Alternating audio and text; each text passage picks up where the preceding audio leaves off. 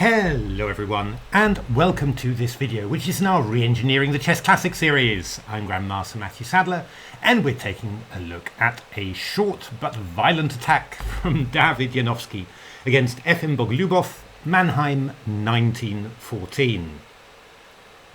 So, yeah, I mean, I suppose that people normally assume that the best player of an IQP from the early classic years was Mikhail Botvinnik in the 1930s. He won a number of very good games like that. But actually, David Janowski was already playing some very good attacking games in IQP structures in the 1900s, 1910s. And, well, this game against Bogoljubow, the Mannheim 1914, this was a very good exposition of what Janowski could do. He really played it in a very modern fashion, really trying to maximize the attacking chances of the IQP. You know, a lot of players, they tend to play it quite positionally, you know, put the rooks on D1 and C1, put a bishop on E3, you know, and just sort of, well, stare at their isolated queen's pawn. Janowski really used that E5 outpost and the space it gives on the king's side in order to launch an attack. And, well,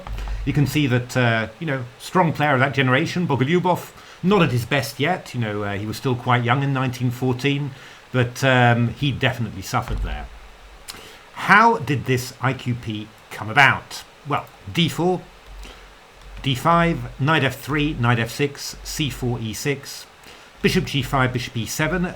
Janowski's favourite move order, just hinting all the time at playing knight BD2, but never actually playing it. Castles, and then bishop D3. And in the game against Hayes, we pointed out that Janowski never concerned himself with all these subtleties, the fight for the tempo, waiting until black plays D takes C4 to play bishop takes C4. He didn't fear the IQP, so yeah, he didn't mind this happening at all. Takes, A6, A4, stopping black from expanding on with B5. C5, castles, takes, and E takes D4. And we have an IQP.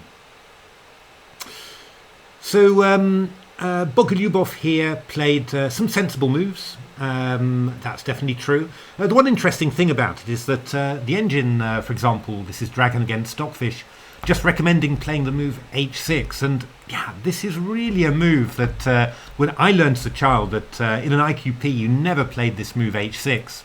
Why is it? Well, the point is the bishop, you know, retreats somewhere along this C1 H6 diagonal, and then white sets up a battery with the bishop on C2 and the queen on D3, pointing towards the H7 square. If you've already played the move H6, you can't play G6 to block it because your H6 pawn is hanging. So I always learned that you know, that this was definitely a move to be avoided, and well, being a very good student, I always did so. But yeah, I mean, the engines are really very flexible about this, and well, obviously they can see attacks coming and they can sort of deal with them. But it is quite striking, you know, something that really I learned was a huge mistake. Just is pretty standard approach for engines. But well, Bogoljubow didn't do that. He played knight B6, very sensible, and bishop D3 from Janowski. Bishop B3 also possible, just to keep pressure on the D5 square. Just means that if, you know, if black plays a knight to D5 somehow, he's always got to, you know, worry about white taking a number of times on D5. Could be some tactics with that, but bishop D3 is definitely, you know, the IQP approach that you want, pointing that bishop towards the H7 square next to the king. H6 possible as well, suggested by the engines, but Bogoljubow played knight BD5, which is, yeah, a reasonable move. You know, blockading this D pawn, as Nimzovich mandated, and yeah, preparing to develop this light squared bishop, maybe B6, bishop B7, or something like bishop D7 to C6. Rook E1 from Janowski, and yeah, this looks very natural to us, but yeah, you know, again, it's a very modern approach, not looking for the queen side, not looking for that open C file. He's really looking for the E file, the king side, that rook, eyeing maybe later moving E3 to H3 on the king side. Bishop D7, knight E5, and now an interesting moment in actual fact, because Here, I think Bogoljubow shows that, obviously from the black side as well, there are certain, typical ideas, things you have to remember to do. And, Bogoljubow here, really showed that he didn't have a good grasp of these IQP positions from the black side, because a very normal and sensible move for black is to play bishop c6, so developing the bishop to that long diagonal. Yeah, the key point is that after knight c6, b takes c6, this pawn structure is perfectly fine for black. Okay, the c6 pawn is weak, and white could attack it, but especially because white has played this move a2 to a4, then the b2 pawn is backwards, and there's lots of weak squares on the b file for a black rook to attack. So black will play a5, rook b8, and start putting pressure on b2, and white will never really get the chance to really hurt black by attacking that c6 pawn. And the engines just consider this pretty equal. The game where I learned this technique from, this might be something that you remember as well. It's Korchnoi against Karpov from the World Championship match in Murano in 1981. And in this position, this was Korchnoi white against Karpov black. Karpov played the move bishop c6 in this position. Knight takes c6, rook c6, and the idea was that if white had taken on c6 here, which he probably should have done, then b takes c6 was played. So not knight c6, which gives white the opportunity to play d5 and clear the isolated queen's pawn and get a very powerful bishop, but just b takes c6. Yes, you've got a weak pawn on the queen side. White's queen side isn't even weakened in this position. But this pawn is sort of paralysed, so you'll be able to get queen b6, rook d8 in, and put some big pressure against this pawn. So that's where I learnt this idea from, and it's what the engines want. They want bishop c6 in this position, and you'll also notice that playing the bishop to c6 would also have prevented white's next move. White's next move, what was that? Well, after rook c8, Janowski played queen f3. Obviously, if the bishop had been on c6, there would have been some discovered attack somewhere. But without the bishop there, then queen f3 is very strong. And again, this is the important thing to realise is it's 1914. The theory of all these IQP positions is not well known. But Janowski's just playing it. You just sort of say, yeah, this is just a normal modern strong player doing this simply, And with the queen on f3, the queen's heading over to h3, for example. That's one idea. The other rook is ready to come to d1. And Bogoljubow here.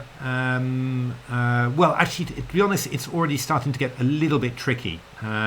You've already got to watch out here for black. The engine actually wants to play knight b4, offering a pawn sacrifice, takes, an a5. The engines are always happy with these sort of pawn sacrifices.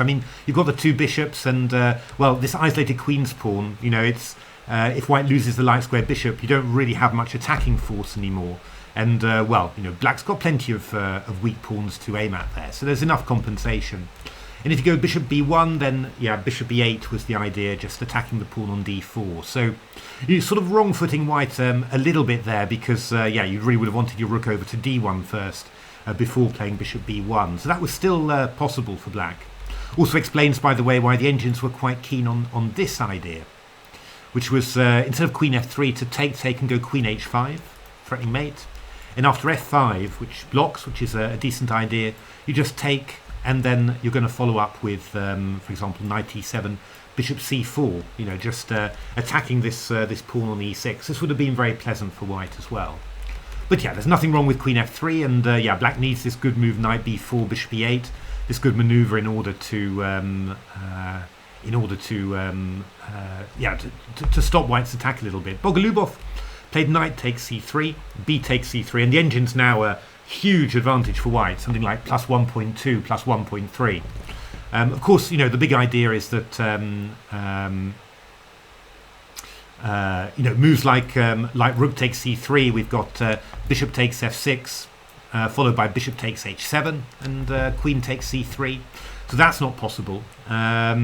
And, well, I mean, otherwise, you know, well, we don't have an isolated pawn anymore. We're going to be able to play c4, get these quite strong hanging pawns. And, you know, these black bishops are really passive. If you've got this bishop on this long diagonal, then hanging pawns are not so bad, really, because, you know, you've got plenty of scope. But on d7 to e8, yeah, these bishops are not going to... Black's not going to be able to put much pressure on these pawns. And if you can't put pressure on hanging pawns, they turn out to be very, very unpleasant because they control so much central territory and also give you the, you know, the possibility for either space gaining with c5 or, yeah, a big central break with d5. But actually, you know, Bogoljubov now really needed to do something drastic. The engines are just actually saying, well, give him a pawn, give him a pawn like this, and then try and you know, try and get some counterplay also against the d4 pawn.